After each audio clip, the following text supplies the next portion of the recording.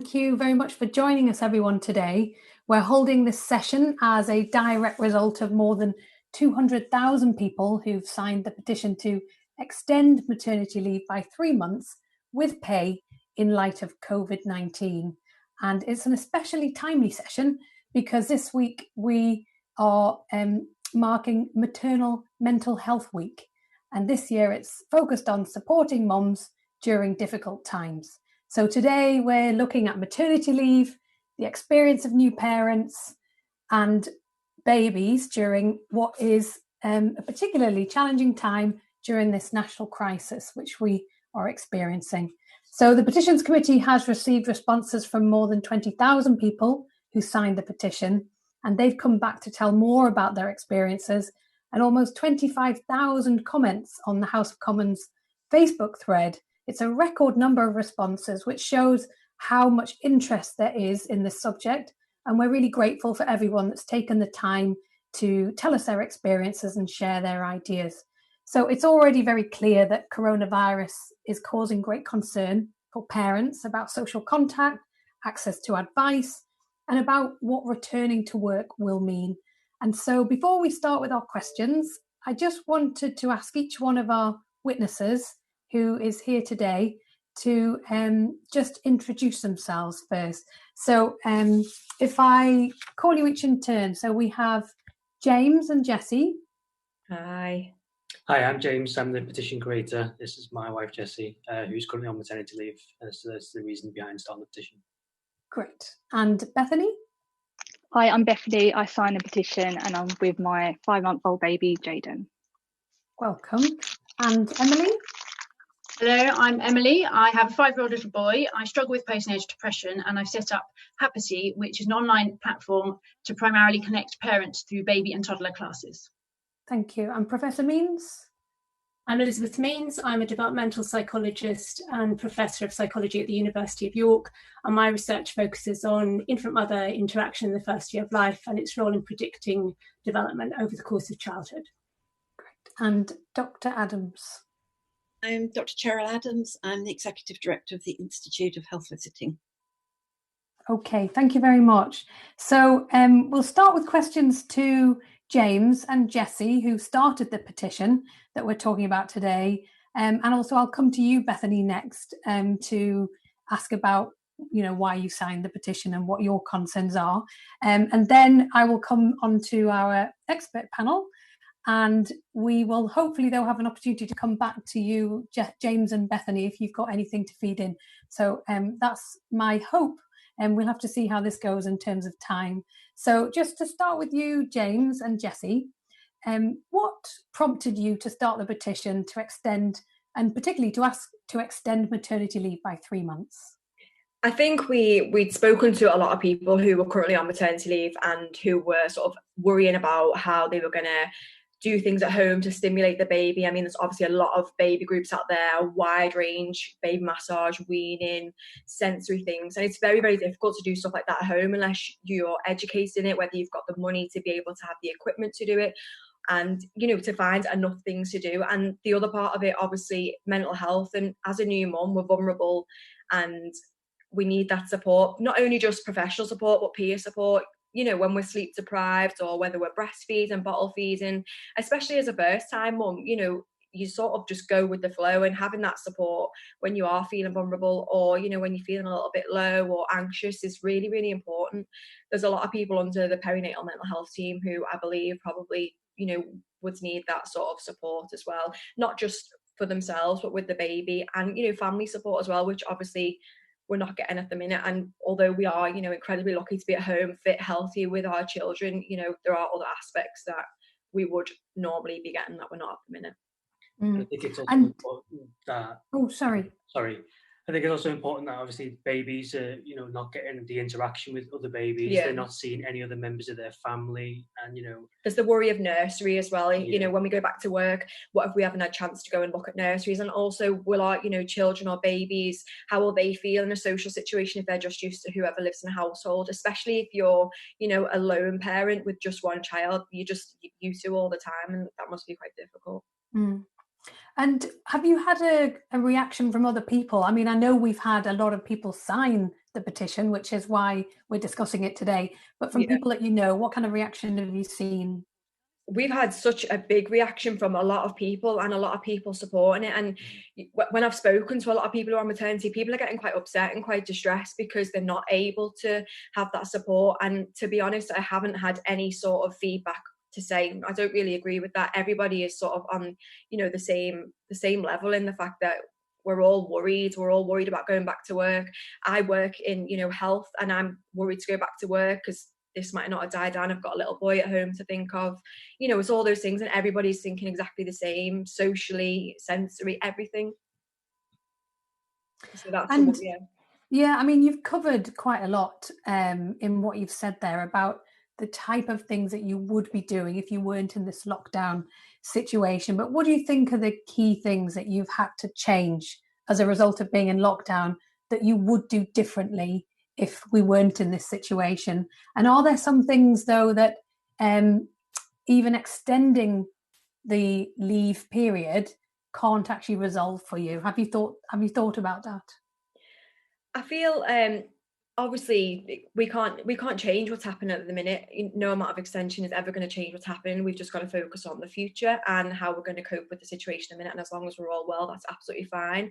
We've had to adapt our way of doing things. You know, we have a nearly 6-month-old baby. We have absolutely no idea how to do what they do in baby groups. So being able to access things online, to try and do things at home, and, you know, make things that we've got at home to make noise, sound, you know, sound, stuff like that. And I'm sure every new mum at home is probably doing that. And it's great to do that. But at the same time, when there's other people in the environment, it completely changes the atmosphere and the environment. So especially people who are working at home. So my partner James is currently working from home.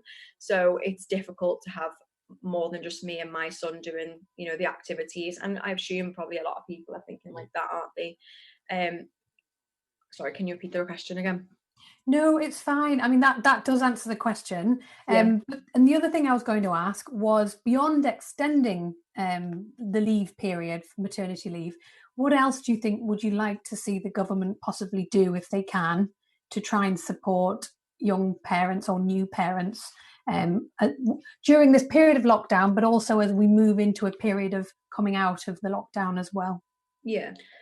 I think it's going to be quite difficult and kind of daunting for a lot of parents who, you know, have not secured nursery places for their child when they do return to work. And obviously, with nursery and schools and everything being kind of closed at present, it's quite difficult for them to go and find somewhere. So I think there needs to be something in place to kind of allow for that to happen, to be able to go and vet nursery places, because you're not just going to choose one nursery. I think it's more, so people aren't feeling pressured because they're so desperate for a space to get into a nursery because they're rushed to go back to work, and they just have to choose one. I know a lot of parents obviously want to go and see the staff and see what the environment's like and all things like that before they send their child to nursery.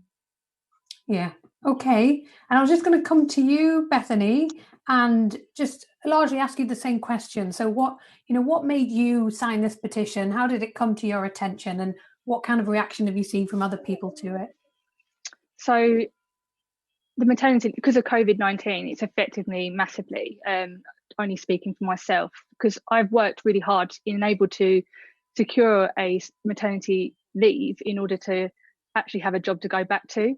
And I've planned and prepared to have what I would like to do in my maternity leave, and that's been disrupted.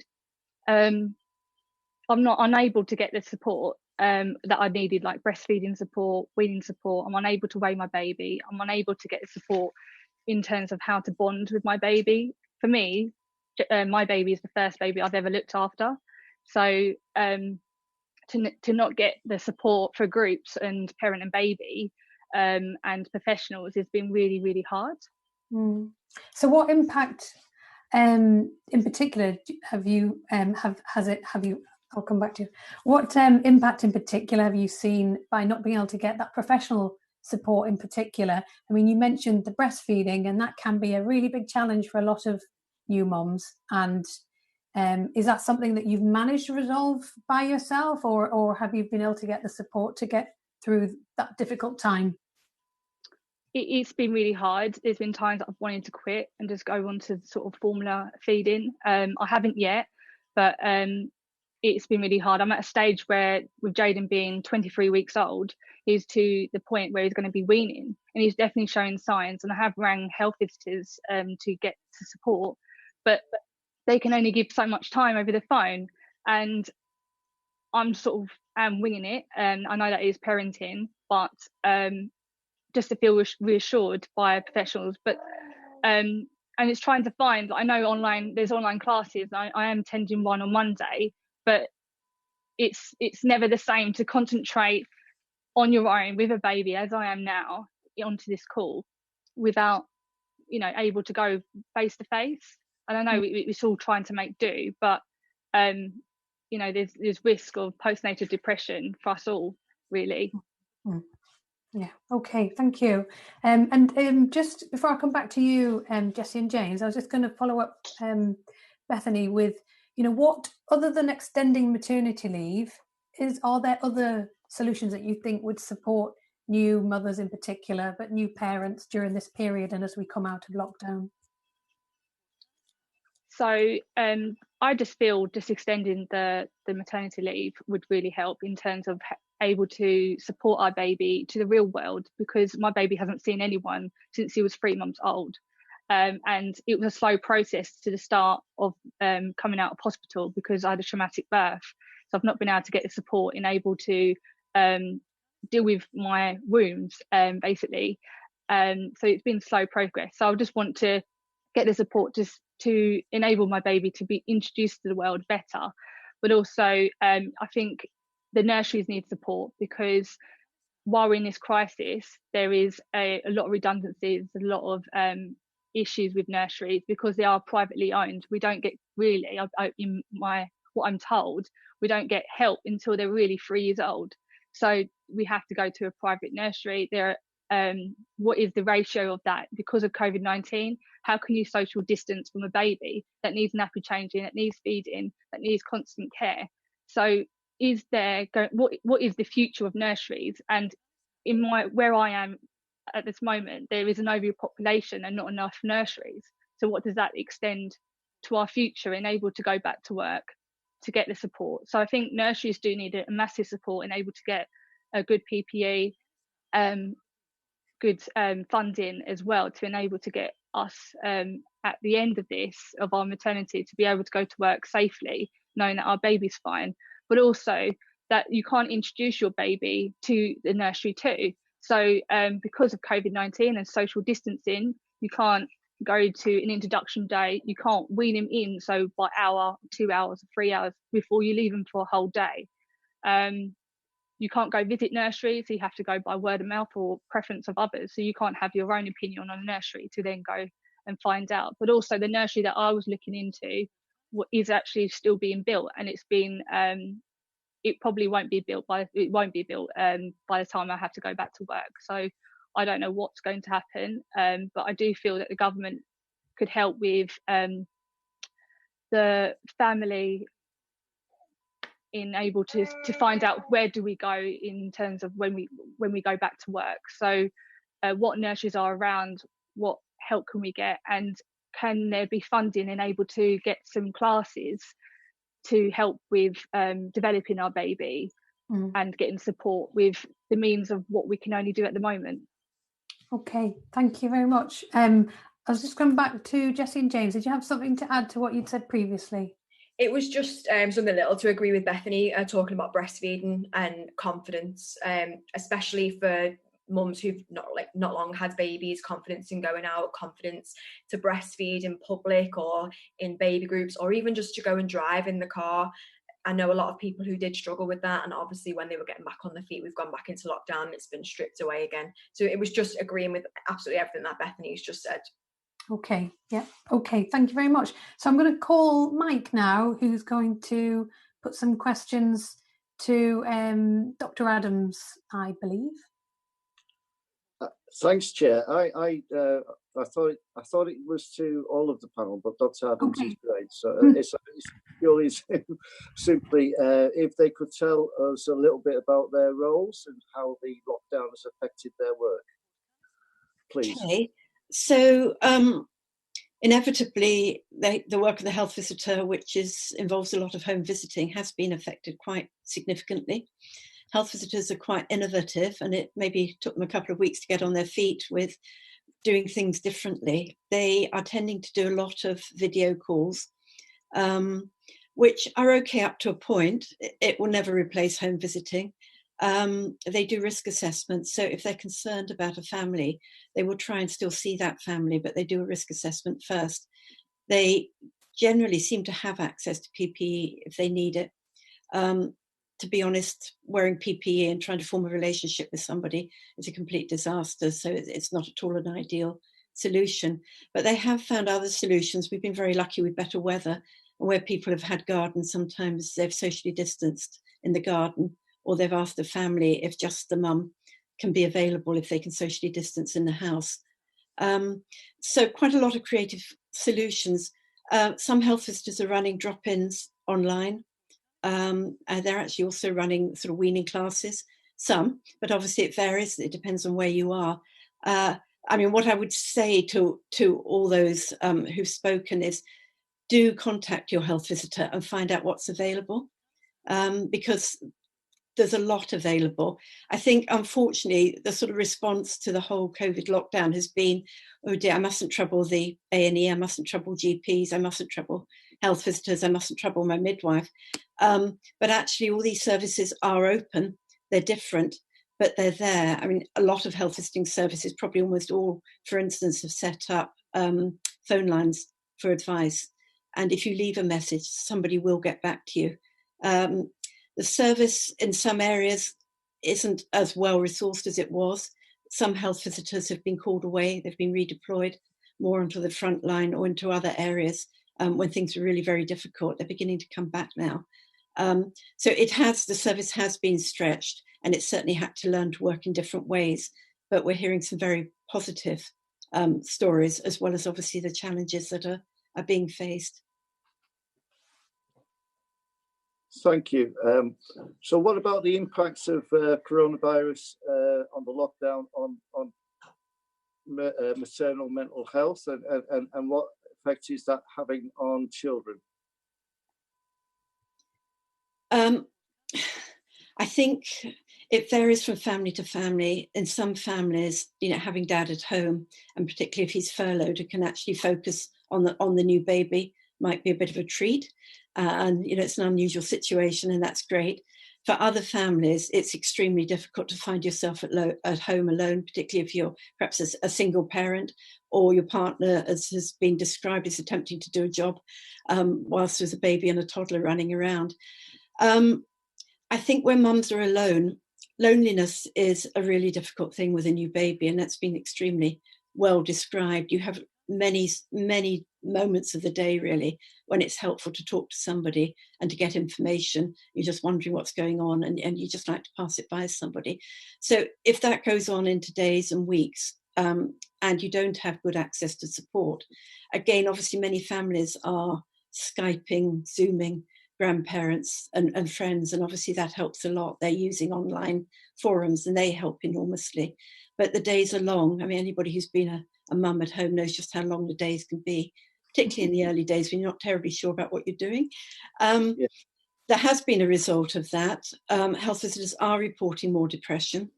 And I think globally there's been reports of more depression and more breaking down of the couple relationship, and unfortunately domestic violence in some homes. It's very difficult. I think health visitors are really concerned about the homes they don't know about. What's happening behind closed doors where people are very isolated. I had a case yesterday of somebody who, a specialist perinatal health visitor, who had contacted one of her mums just as a catch-up, really. This mum had always coped very well, but she'd had depression with the first child and was coping with the second one. But actually, she'd hit a really black point, and the call was very well timed. And if there was time to ring every mum, I suspect we'd be finding a lot more problems and a lot of families needing more support. So what are the... Sorry, Chair. No, it's all right. I was going to see if Professor Means wanted to add anything on that. Yes, well, in many ways, we just don't understand the impact of the virus on babies themselves. Happily, if babies contract the virus, they seem to be remarkably resilient in recovering. And so in many ways, babies might be the group that's least directly affected by the virus. So as other people have pointed out, the effects are likely to be indirect and via the effects of the pandemic and social distancing on parenting and family functioning. So it's really critical now to have parents know how to monitor their own physical and mental health, and to reach out and have available that kind of support if they feel they're struggling. So in many ways, what's critical, I think, is to do stuff now, and to make sure that the support's available to parents across the board now, rather than wait and extend their leave at the end of the day. Mike. So my last question. Emily's waving, so I think Emily's got something to add to that as well. I know you've got a question, yeah. I was going to say, yes, we definitely found that. We found that 78% of the parents we surveyed are really struggling mentally. And also from research we've done in the past, we know that where a parent is struggling, the child is likely to struggle as well, because obviously there's less bonding, there's less eye contact and things like that, and that can really impact a child's self-worth and kind of things going forwards. I think also in terms of the socialisation, as Professor Means just said, we're in a strange time. Like parents and babies aren't getting out, they're not being able to learn in the normal way, and we don't yet know what impact that's going to have. So, you know, with taking baby classes, they're not just a nice to have, they're a vital thing where children learn to read different people's faces, to learn different children's faces, obviously all the physical developmental things as well. And so I think exactly what Professor Means said, it's what's key, as well as thinking what can we do in terms of extending maternity leave and the mental health support for going forward, is what can we do right now to make the experience of parents so that their mental health is as good as possible at the moment. And obviously we touched on nurseries and helping parents who are working at the moment, but also how can we help those children to get as many developmental kind of opportunities whilst within their four walls. Yeah, okay. Mike, have you finished your questions, or have you got another one? I just had a last one for Emily, but I think she's taken us through it to a degree, but it's all about virtual baby groups and other form of online engagement. Does Emily think that they actually offer a good replacement to personal contact? So it's a great question. Obviously at Happity, we've been supporting parents through in-person classes up until this point. And the reason we do those is because they are fundamentally better than online versions. But when COVID hit, we supported many of our providers in going online. But I think the key point is how we go about doing it online. So there are lots and lots of celebrities and big organisations that are putting free downloads and Instagram lives out there. But actually what we're finding is that the vast majority of our parents, when they have tried what we are calling interactive baby classes, which for us means on Zoom, with ideally a class provider that you've been to before, but obviously that's not always possible with new parents, in small groups, so 10 to 15 families maximum. And they're so beneficial. And what the parents are saying is they literally feel like they have been out and interacted. They're seeing the same person week in, week out in terms of the teacher, but also in terms of the baby seeing each other, or the preschoolers and the parents. And also the providers have found them hugely beneficial for their mental health, because they can see the joy they're bringing. They're not just putting a live out kind of to the world and not really knowing who's seeing it. So that's what we're advocating in terms of kind of taking this forwards. And obviously we found that there are some councils in some areas, they were actually funding these lives and Facebooks and things like that, but actually it's having that interactiveness that makes a real difference. So obviously they're not the same as in-person classes, and the sooner we can get back to them as reasonably able to do that, that would be great. But for now, if we can be focusing on those purely interactive classes, you know, we as adults don't see it as okay for us just to sit there and watch TV all day to get the interaction we need right now. We've adapted to use Zoom calls and telephone calls. And so it's not really acceptable for our children just to be put in front of a YouTube person that they may not have seen before and can't interact. We need to find a way of helping them to interact, and also the parents. And obviously on that mental health point, if the parent's happy and they felt like they've got some peer support, they know that they're in this together, they're happier, their child is going to be happier, and that's going to be reaping benefits for generations to come. Marvellous. Thank you very much. Yeah, thank you. So Jessie, you wanted to come back in there? To sort of go along with what Emily's just said about the interactive sort of baby groups as such, and I know obviously it's probably area dependent, but a lot of these interactive baby groups, especially in the area where I live in, you do have to pay for, which is absolutely fine if you're able to put yourself in that sort of position. But I know that the council often runs sort of baby groups that are free, that do get a lot of use. And for those people who aren't able to financially support themselves to do these sort of Zoom meetings and stuff, how are they going to be able to do stuff like that at home? If you know, yeah, no, that's really helpful. It's important to remember that. Bethany. So I was going to baby sensory class, and I went to a couple of them before we went into lockdown, and this is what I paid before. So they then changed, because they have to work as a business, they changed to virtual classes. By the end of it, I quit. I found it really difficult in having the equipment, although they were showing how to make stuff. I didn't even have any of the tools to make stuff like felt tip pens and paper and different types of paper, etc. And obviously, when you do a class on Zoom, you're going in a time zone where you have to hopefully have your baby behaved. When you was going to a place, an actual place, if they're misbehaving, they're able to see visually still and hear the sounds and join in when they can, or recap on some things that they've missed out. So it's not the same. But also another point is, with baby classes, it gives us the theme of when they're going to nursery. We're unable to do that either by virtual reality classes by video. Okay, thank you. That's useful. And Kerry, I was going to come to you because I think you've got some questions that you want to ask as well. So if I sort of direct them in the first instance as Professor Means, and we've already touched on some of this territory about the possible impact on the young children's development through not having that social interaction and perhaps lacking the sort of outside stimulation they'd get if they were being taken to play groups and so on.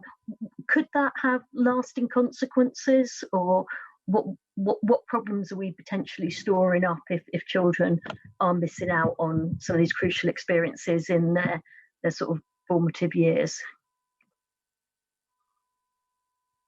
As I said, we don't yet know because the research hasn't been done.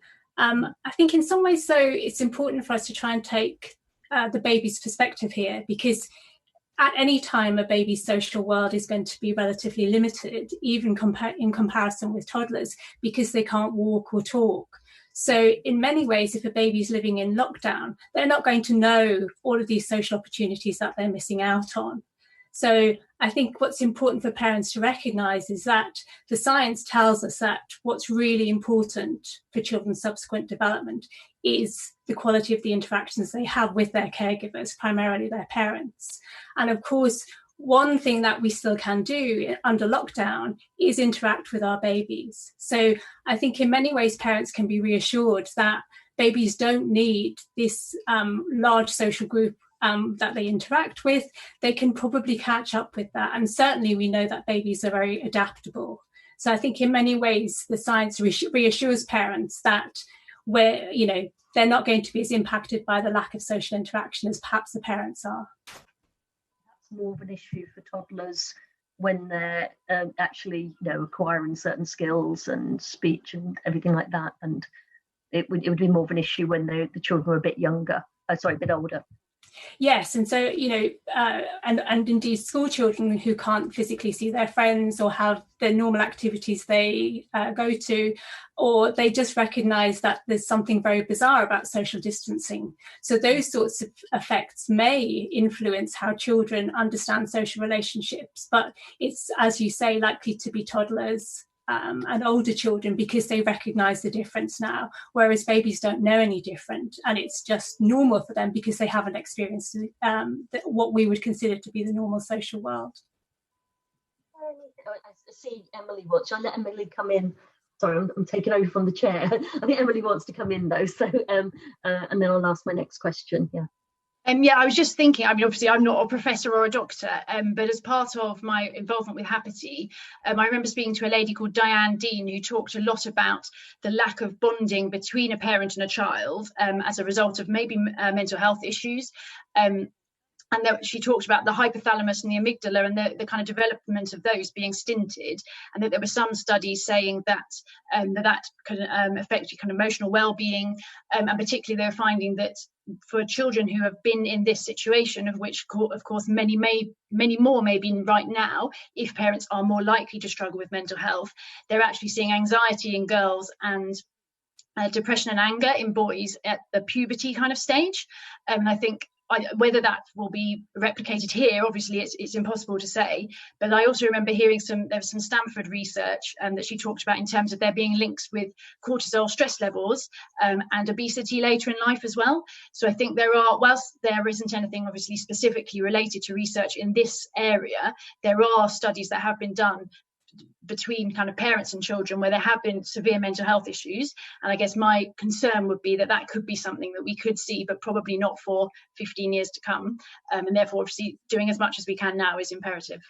Would a child, and again this is probably going back, Professor, would a baby actually realise the difference, and would it make a difference in terms of being passed from one adult to another? You know, is that something, would they actually realise that different people are holding them or different people are looking at them? And does that matter if it's different faces that they're seeing, or different, they must sense it's different if they've got, their dad holding them as opposed to their grandmother, or is that, or are they not old enough to recognise that? Well, those sorts of things come online gradually. So by the time the baby is around 3 months of age, they'll start to do what's called social smiling. So that's really when they recognise that the person who they can see is a different individual, and that's when they can start recognising different people. But it's highly unlikely that the kinds of things that they're experiencing during lockdown are so severe that they're essentially depriving the child of any access or experience of faces. So even though they might be seeing people on a computer screen or on a phone screen, they're at least getting exposure to different faces. So I think in many ways we might be worrying unnecessarily and extrapolating from worst case scenarios, or research that's focused on really socially completely deprived environments and the impact that might have on children's brain development. And I really don't think we can do that, because children aren't completely isolated from everyone. They do still have people with whom they can interact. Was that your response to what Emily was just saying about some of the sort of concerns that she has about how it could affect children later in life? It's possibly, as you say, extreme examples. Okay. Yeah. Did you want to come back on that, Emily, or do you think that's a reasonable explanation? Well, I guess, it's not my personal research, so I can't vouch from that point of view. I know that the research that Dr. Diane was doing was based on putting children into nurseries potentially too early, or also parents with perinatal mental health issues, both of which I wouldn't suggest are particularly extreme things to do. And then they were finding that children were either being kind of at a toddler age, either being very, very kind of hyperactive or becoming quite subdued. And that's something that parents have fed back to us, is what they're actually finding of their children already right now.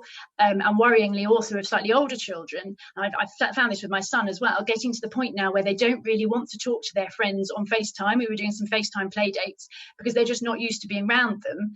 Whereas as soon as we've then put him on, and obviously I'm biased, we do this a lot, but putting him on a dance class or a music class, say with his cousin, and them doing that together, they can see each other, they're having a great time, and then that goes into a bit of a chat and he wants to talk to him all the time. So what we found is when you kind of do that kind of social interaction, something that's kind of normal to them, within the realms of normality, so having fun, singing, dancing, nursery rhymes, it kind of normalizes it a bit more. Whereas when we're just trying to get them to chat over FaceTime, he actually just doesn't want to talk to his friends anymore other than out of that setting, which for me I find quite worrying, because he's a very social person. And I've heard of other people saying this as well, saying when they've been down the street walking for a little bit of a walk, their children actually either A, not wanting to go outside anymore, which worries them, but B, also crying or just being scared of other children around them, albeit obviously from far away. For me, that's concerning. But yes, whether it'll have a long-term impact, only time will tell.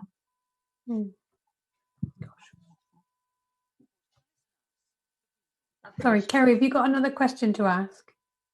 No, well, I was just going to ask whether parents, is there anything they should be doing differently to try to compensate for this? But I think we may have covered some of the examples of how the sort of thing parents are doing in lockdown already. I think we've probably covered that ground, unless anyone's got anything else to add on that. Okay, yeah, because I think I think Emily's covered quite a lot of the alternatives that are available, which is really helpful to get an understanding of. I don't know if Dr. Adams, you had anything to add to that from a health worker perspective, in terms of what would health visitors be advising their parents to try and do in the circumstances that we're in? I think parents need not to be concerned about taking babies to groups to get the stimulation, because actually parents are the best source of stimulation for babies. Babies are really responsive even from the moment of birth, and it's the parents who can have the biggest impact on them. Obviously, other people are helpful, and they're particularly helpful because they relieve the parents, because it's jolly hard work coming up with different ideas. I mean, there obviously are ideas, plenty of ideas online and baby books and so on. And actually by sharing ideas with friends. But I don't think any parent should think that actually what they're doing at home with their babies is less important than what might be happening when they take them out. I think when parents take their babies out, it's hugely helpful to them. Social health is really important, and it boosts mental health. But from the baby's point of view, what the baby needs is lots of interaction with those around it at home. And obviously it's the parents who can provide that. Okay, thank you. And I think, Chris, actually, you're going to ask a bit more about parents and sort of moving that focus from the baby to the parents. Yes, can you hear me? I was on my microphone earlier. It's very interesting having a 3-year-old and a 5-month-old. Just hearing some of the problems you've been having is exactly something that my wife and I have been experiencing in terms of getting my youngest to baby sensory classes. She's missed out on everything my older one enjoyed doing. I just want to ask to start off with, what do you think can be done? What do you think families are missing out on, and new parents in particular? What else they're missing out on during lockdown, apart from what you've already described? So can you all hear that? What do you think that parents are currently missing out on as a result of lockdown? Who wants to come in on that? Well, we were going to ask. Obviously we'll hear from you, Jessie and Bethany, if you've got things to add to what you said previously. But we're actually thinking from the sort of panel of experts perspective, and then we'll come back to you, Jessie and Bethany. Do you want to come in, Emily? Sure. So I asked a lot of our parents on different areas that they're missing out on. There are some few kind of slightly smaller ones that aren't directly related to what we do at Happity, but I thought it'd be good to share. So one of them was in terms of getting cheap, low-cost clothing. They're finding that it's not something I would have thought of, but for instance, Primark isn't open, doesn't do online deliveries, and so they're being forced to go to much more expensive outlets such as Marks and Spencer's, etc., that may be doing deliveries at this time. The second one they highlighted was the health visitor support. A lot of new parents are finding themselves kind of feeling a little bit floundering, but like Cheryl was saying, like perhaps that is out there, but they're not necessarily aware of it. And then one that came up a few times was in terms of babies that have been in NICU. A lot of those parents were concerned that lots of the checks that they were due to have been postponed and are likely to be postponed until we come out of lockdown, and they're likely to need to be back at work. And therefore, they're going to have to take time out of work to be able to go to those appointments.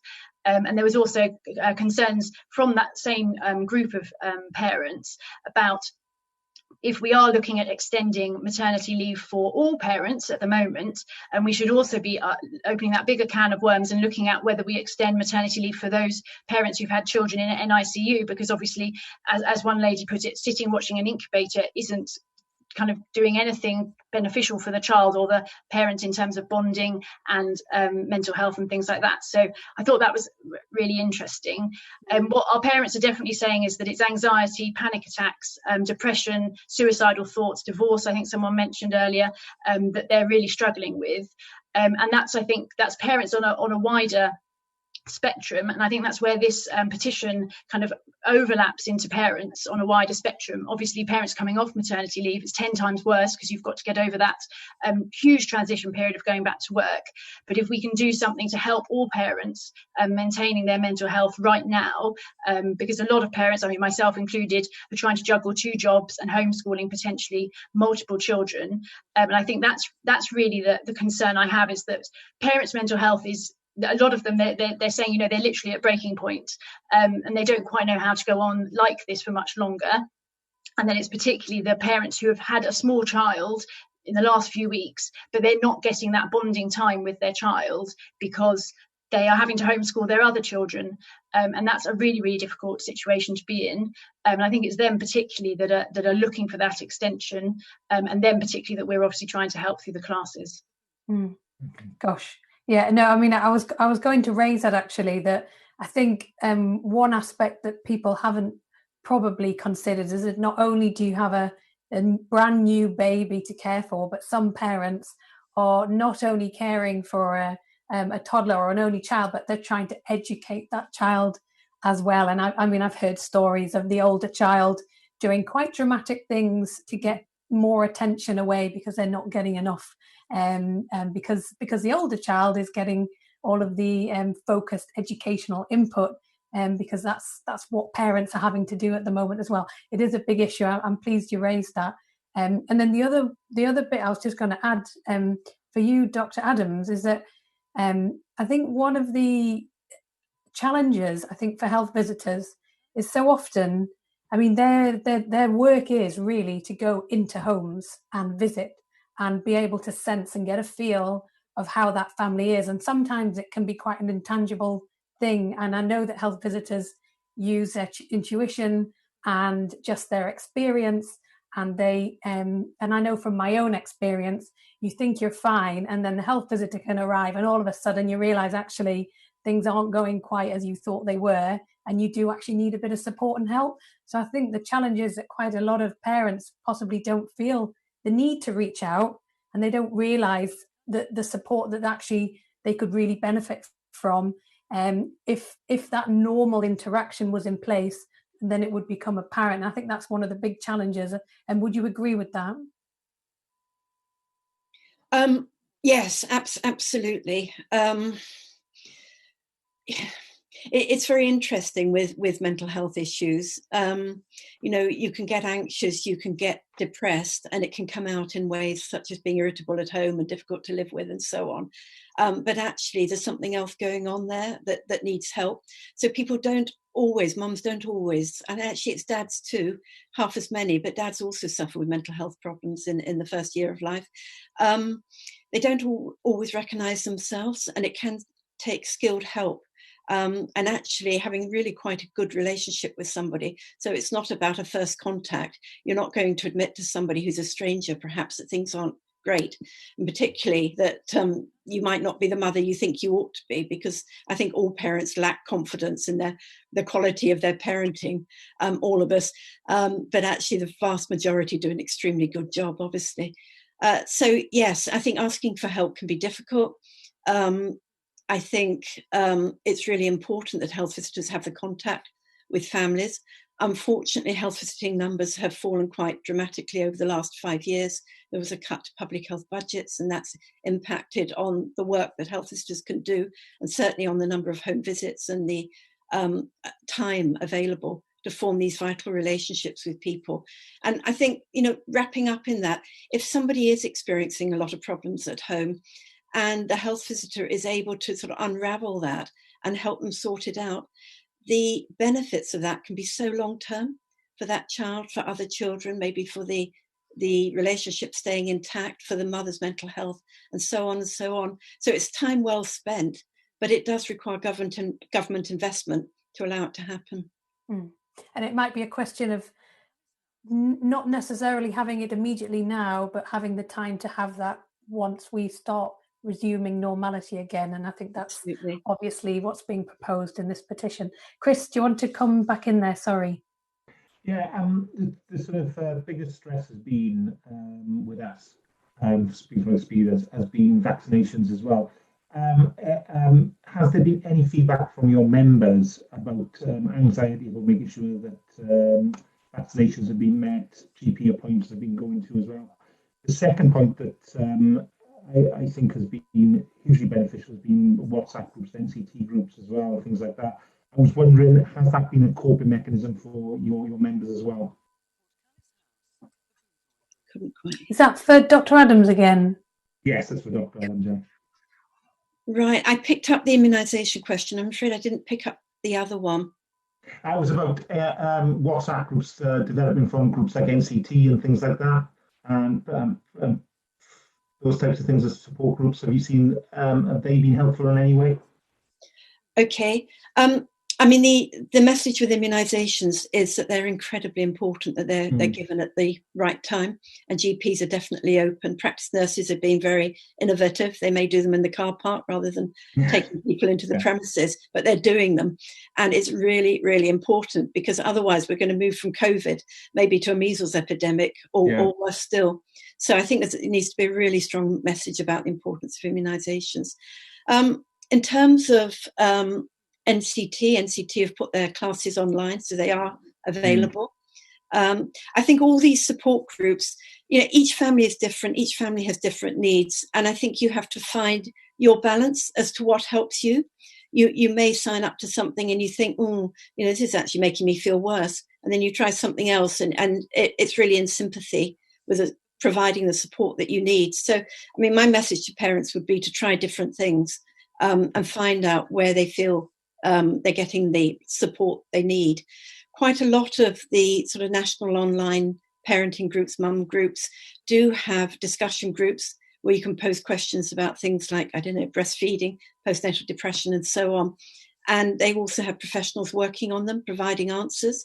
And as I've been told by these groups, that for every person perhaps reading the answer to their question, there may be another 1,000 or 2,000 actually reading that too and being helped by it. So there's lots of, the world is different these days. I think it has to be said, though, that some mums may not actually be connected electronically.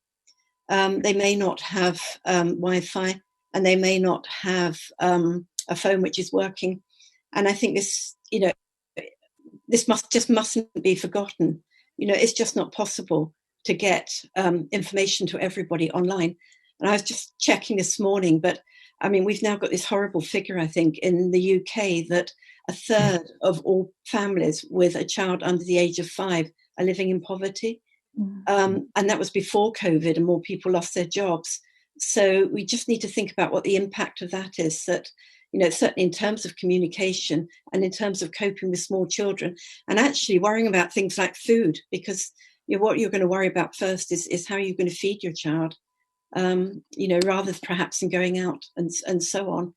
I think we have some big issues for families with small children in this country to address. My final question is for Hapity.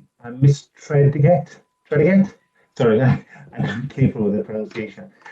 What do you think employers can do to enable parents to return to work safely for them and their children? So sorry, Chris, if you... so my microphone is playing up. Just what can employers do to ensure that the parents return safely to work for them and their children? It's a really tricky one. Do you mean kind of practically or mentally? I suppose both. Both. I guess practically it's about having a skeleton staff in the office if they need to be in the office, doing remote working wherever possible. At Hapity, we have 4 parents working remotely, so we found that to work very, very well, and I know lots of parents are finding that. I think mentally, it's a really tricky one. If there was a way that we could equal out the workload between those with children and those without, so those with families or not. That is what many parents are calling for. I've had lots of stories of people quite frustrated that the more junior staff in their company perhaps are furloughed and not doing anything, for sake of want of a better word, whereas they're trying to struggle through family life as well as looking after now potentially an increasingly larger workload. And I think it's a very tricky one, but if there is some way that we can balance that workload out, that would be hugely beneficial for everyone, actually, because being furloughed isn't great. Suddenly stopping work isn't great for your mental health either. So I think they're the key ones, and just making sure that parents are in a mental state to go back to work. Practically all 78% of the women and parents I've spoken to don't feel mentally stable right now. They don't feel like they could suddenly go back to work right now, and they're calling on the government to provide mental health support now, and if not right now, as soon as the lockdown is over, because otherwise they feel like then it's going to be something that's very difficult for them to do, because obviously it sounds like you're in a similar situation. You literally, my husband and I are kind of going backwards and forwards between meetings I have, meetings he has, and homeschooling in between, and you don't get any time to stop from about 6 a.m. in the morning to 9 p.m. at night. And so a lot of parents, we've only got one child, but a lot of parents, if they've got new babies or they've got multiple children to homeschool, it's really, really difficult. And I think just coming to Bethany's point earlier as well about the cost of online classes as well, I think I would call on the government to pay for the first few classes, interactive classes, proper interactive classes for all parents to try them out. Because like I said, once they try them out, they understand how they are different and they understand the mental health benefits, and then they do carry on with them under their own steam. Obviously there will be parents who won't be able to financially then continue with them, and I would call for funding for that to be available, so that I think it was a fifth that Dr. Adams just said of parents in poverty, obviously food and shelter needs to be coming first, but if they can be getting the mental health benefits and the developmental benefits for their children over this period, we're going to find that there's a hugely reduced mental health cost in the long run, because with mental health waiting lists already at between 6 months and 2 years for many perinatal mental health services, it's only going to look worse after this. So I think it's imperative that we do as much as we can right now to kind of stop that huge growth that we could see ahead of us. Okay, thank you. And Nick, I'm going to come to you. Have you got a question to put to our panel of experts? I didn't actually have one. I would just like to just bear with me 2 seconds. The virtual help, the virtual online, are you doing that with friends, or are you just doing that with other people that have just gone into the group? So are you actually doing it with other friends that are pregnant at the same time? Do you understand the question? Yes, so typically our classes will be of people who have been meeting in real life already, but it is a lot of people across the country. So we have classes, 500 at the moment, set up across the UK, and we've got parents even coming from abroad actually to come into them. Typically you are either with a group that you've been with before. We're not facilitating that. You choose a time and a place that works for you, but that's another thing that we would love to get funding for and work with the government on, which is about having cohorts of mums. We work with a clinical psychologist. We could start off with a session where they get to know each other and they get some input from the clinical psychologist. They could then move into a batch of classes that would be relevant for them all together. And I think all together is the key thing, because particularly for new mums, if they haven't already got out to classes, it is harder to gel online, obviously. But if we can get them into cohorts and kind of work through different classes together, like with the NCT groups, or lots of people can't afford NCT due to the high costs associated, but if we can do that, it'll have a huge benefit. And are dads joining in with the virtual classes as well? It is mostly mums, but not always. And what we've asked our providers to do as well is to make the tickets for a whole family. Often, say if you had twins, you'd be paying for 2 tickets in an in-person meetup. But here we've asked them just to ticket it for one family, and often we have got dads joining as well. And we're also going to be doing a week commencing the 18th, a Happity Helps week, where classes are going to be just £1 with lots of our providers, so that as many people can come along and see that they work. But obviously, they will typically be with people that they don't yet know when those new people come in. But if we can set something up whereby we can be helping those cohorts to be created and continue with WhatsApp groups to support each other during the week, that would be hugely beneficial. Can I ask a question of Jessie, James and Bethany? Is that okay? Yeah, because I was actually, well, that'd be great, because I was going to come back as well to Bethany and Jessie, James, just for you, because we've got just a couple of minutes left, just to say what else you would add, or have you got some response to what you've heard? But if you add it on to responding to next question as well, that'd be great. There is talk of a lot of people feeling as though they can't go to hospital because they don't want to feel a burden on the hospital. And we've had a lot of cases where people are not going because of COVID and one thing or another. Do you actually feel as though you're a burden, and is that ever stopping you from calling your GP, calling your health worker? Do you feel like that? If you don't, that's fine. If you do, we need to know that. What can we do about that? Because obviously the GPs and the health workers, they want you to call. I know they'll want you to call, but what can we do about that as a government and as MPs, really? So for myself, I had a difficult end to my labour, and I was then having a labour debrief by the midwives of my hospital. However, can you hear me still? Yeah. Yes, can hear you. Yes, sorry. I just had a battery low. So I'm not able to get the debrief through the midwives or the consultants of my labour. So that's put a massive mental state to me, enabled for me to recover. And also I'm not able to get the help through my gynecologist, my women's health physio. I'm also not able to get the osteopath help for my son. I'm also unable to get the help for his positional therapies, of some massage that the health visitor wanted me to be referred to. So a lot of these supports that really have stopped, that I wanted to also address in some questions that were raised across the team. Okay, what do you want to raise them now? Oh no, so that's what I mean. I wanted to respond to in saying that I've not been able to get the help needed from myself as well as my son within that importance. Okay, thank you. That's really important to know and for us to note as part of this inquiry. So thank you. And Jessie and James, have you got something to add? Yeah, I totally agree with what Bethany said there. I myself was under the health visitor, and we had like a bit of a support plan going for my son Elliot to be weighed every week, because there was a lot of concerns through my mental health solely really about his weight and breastfeeding and stuff like that. And obviously that's all gone out the window, and I know there are a lot of other mums and other parents who may have had these support plans in place and how health visitors were going to help them, whether that was home visit done online or, you know, at the drop-in centres. And obviously for obvious reasons that can't go ahead at the minute. And going back to your question before about feeling a burden with sort of everything going on, I think when you're listening to the news and you're hearing how much demand the NHS is in, people at home are wanting to save, you know, those GP phone calls and stuff for the people who, you know, we all think may need it more than we will. I think that is where a lot of the anxiety for new parents is coming from. With everything going on, we all just trying to get on with it ourselves until, you know, we desperately need it. And it's difficult because we do desperately need it, and that's having a knock-on effect to our mental health, you know, everybody's mental health. So in regards to your question, yes, I think a lot of us do feel we're being a burden and we're not, you know, seeking maybe the support that we need to.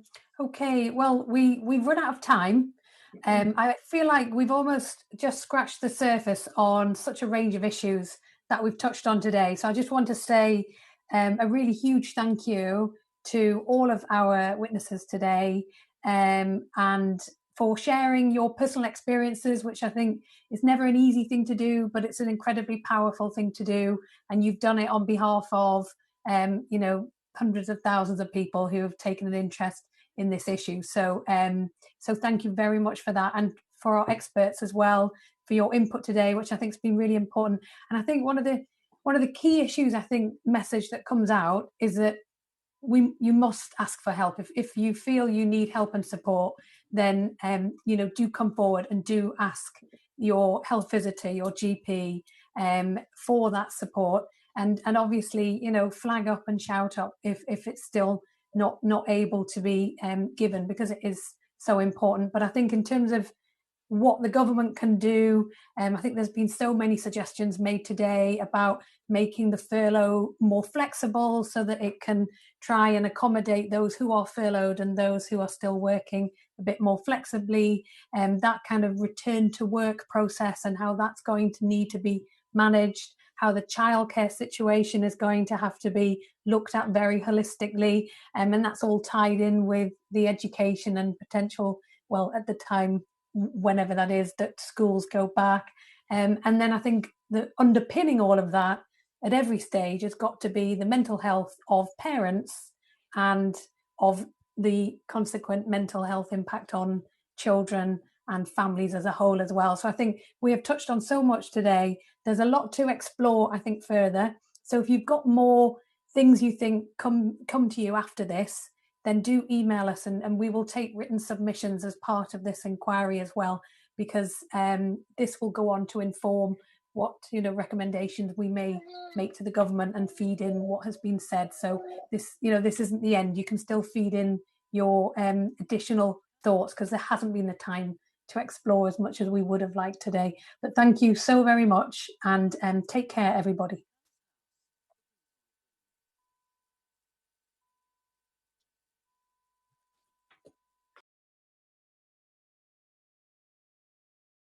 The proceeding is currently suspended.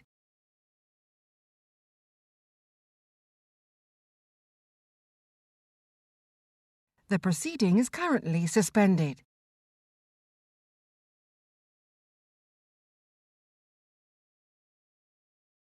The proceeding is currently suspended.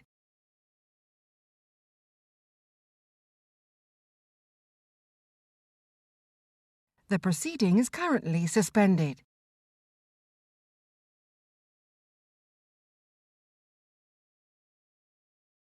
The proceeding is currently suspended.